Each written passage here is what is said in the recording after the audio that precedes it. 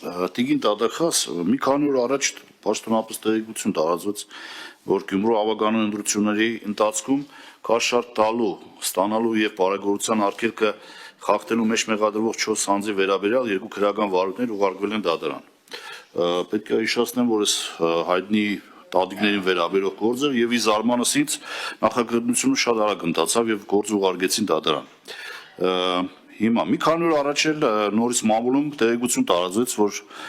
Գյումրու ընտրությունների ժամանակ քաղաքացիական պայմանագիր կուսակցության հոկտին քվեները ապահովելու համար Հայաստանում հայտնի բուկմեկերական ընկերություններից մեկը գումարներ է փոխանցել Հայաստանի Գյումրու քաղաքացիներին քվեներ ապահովելու համար։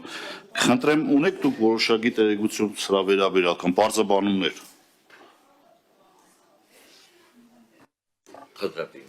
Շնորհակալություն։ 2 քրեական վարույթ հակակոռուպցիոն կոմիտեն է ուղարկել դատարան եւ դրա վերաբերյալ դատարան ուղարկելու փուլում են արդեն հրապարակումներ արվել, այո, ճիշտ եք։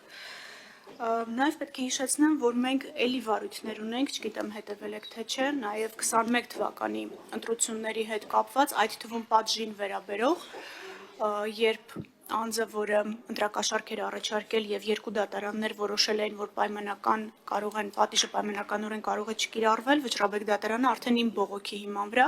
անձին դատապարտեց ռեալ ազատազրկման ընտրակաշառք տալու համար։ Ուստի այս առումով արագությունը նորություն չի, քանի որ այն բոլոր ապացույցները, որոնք պետք է ձեռք են բերվում հենց այդ ընտրական գործընթացի փուլում եւ հետո դրանց գնահատականը որպես կանոն երկար ժամանակ չի պահանջում։ Ձեր նշած 3-րդ դեպքը ինձ անծանոթ է, չեմ կարող պատասխանել։ Ամեն դեպքում նման վարույթ իմ հսկողության կամ վերահսկողության ներքո դեռ չի հայտնվել։ Լրացուցիչ պետք է ճշտեմ, որ կարողանամ ձեր հարցին պատասխանել։ Կա բազմաթիվ են հրաբարակումներ մամուլում կոնկրետ բուկմեկերական ընկերությունների հետ կապված, խնդրեմ անպայման ուսումնասիրեք այդ հարցը։